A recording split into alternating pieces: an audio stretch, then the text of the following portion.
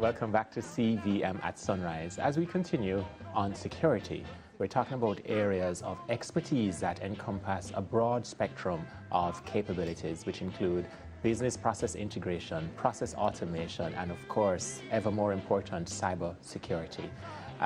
We have with us this morning co-founder and chief operating officer of OmniSystems, Mr. Reginald Vigilant. We have Maxine Elliott, who is Director of Health Information Technology, Doug Tinder, Vice President for Business Development, and Carl Yearwood, Director of Information Security and Cybersecurity. Welcome, gentlemen. Welcome, lady. Thank you. Thank you for having us. It's a pleasure having you again. You first came on set during the Diaspora Conference, where security was one of the themes discussed there. We'll start with Maxine, ladies first, to just give our viewers an update as to why you're here again and some of Omni's features as you celebrate 25 years. Right. First of all, on behalf of the Omni team, thank you again for having us. Yes, you're right. We were here in July at the Jamaica Diaspora Conference. And at that point in time, we continued conversations with some key stakeholders and individuals in Jamaica. And we made that commitment. We were on your show. We made the commitment not to come to necessarily look for business, but to truly present ourselves as a reliable and equipped partner for Jamaica as Jamaica starts to work on some of these digital type improvements to the landscape here. And so our purpose here is, since that time, we have formalized some very significant partnerships with two Jamaican entities. One is Fourth Rock Consulting, and the other is maybe more known to the Jamaican people, the Guardsman Group. Right. And so together, along with other key individuals from the United States who have intelligence, FBI backgrounds, and cybersecurity backgrounds, we have presented ourselves again here as a team. This is the team that will be available to the Jamaican people and to all of the entities that are concerned with cybersecurity. All right, so from that point, Reginald, Omni has been doing this for 25 years, so certainly capacity is not an issue. No, capacity is not an issue for us, and we have partners that, if need be, we can reach out to and lend some assistance in helping Jamaica gets to where it needs to be in terms of providing the type of security it needs for its citizenry. Right. Yeah. Now, you'd agree with us, Doug, that this is certainly the trend going forward, is that more of government services and private business exist in the digital space. How much of an issue is that without the kind of services and the kind of infrastructure that your company provides, if that's not in place? Yeah, the key to success of all of that is you have to have the infrastructure, because these are big changes, especially if you go from a paper-based environment, a manual environment, and start to digitize all that.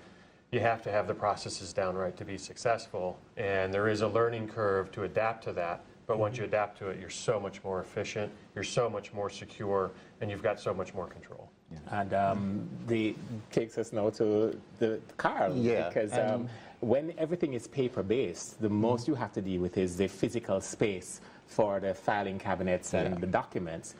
If there's a break-in, you see that there's a break-in. If there's a fire, you see that there was a fire.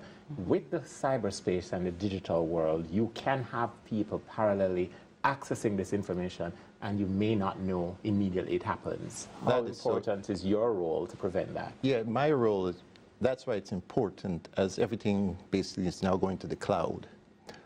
You have to secure that data. So my role is, you have to be more preventative. A lot of what I've noticed is everybody's now reactive. So you have to have the necessary security controls in place so that you're more protecting the data from a preventative perspective than the reactive. And I know, based on my interactions with the Caribbean, not only just Jamaica, a lot of it is reactive. Right. And back in the States, by having security controls, the federal government mandates you have these controls in place, and which has been helping us. Like the contract I work at, the portfolio is $122 billion. And you know people are trying to get to that data. So, but with the controls we have in place, we are practically assured the risk is very low for them to get to it. Now, Doug, the Internet of Things is the future of societies. Amassing that kind of digital information and reposing it somewhere. Many businesses are still grappling with the concept of moving in that direction. As VP for Business Development at Omni, what has been the level of reception or receptiveness of communities to this kind of business approach? It is the wave of the future. We hear about the cloud. There's, and it's out there, right? Which has nothing to do with whether it's a sunny day or a clear day. Right. But it's out there, right? And you don't know where it is. And there is hesitation to that because, when you went from paper, you had your paper box, you could see it. When you went internal and you had a computer box, oh, I can see that. Yeah. Now you want me to put my data out there somewhere. How do I know that it's safe? How do I know that it's secure? So, with folks like Carl's team, with the controls and the processes in place, you're making sure all of that's safe. And then when you do that at such a more economical format, because you're also getting not only shared space with that, you're getting the benefit of all those shared controls and industry best practices. So you're not your own little silo here, you're getting the benefit of everybody else. Right. Timely visit, though unrelated, to the discussion happening across the society with the national identification system and the databases that will have to be amalgamated to support that. What's your view on where that conversation is based on what you would have known is happening over the last 25 years? It was funny that you mentioned that. I listened to the director, Stewart, this morning and listened to the interview. OmniSystems have actually implemented such systems. We did it in the U.S. Virgin Islands National ID system that helps, that was mandated by the Department of Homeland Security with certain type of features and for traveling. It's for traveling and all the controls that the U.S. government is now requiring the citizens to have at a certain point. And so we've done this. We're familiar with that sort of thing, and I don't think the people of Jamaica should be scared of it. It is there to protect them, and I think they should welcome it openly. Maxine, final question to you. When you say to a Jamaican, "Don't be afraid," you're actually telling us to be afraid. What helped to reassure that, for one, I don't think that many societies can last for very long without going in this direction. But what are some of the assurances? Final question.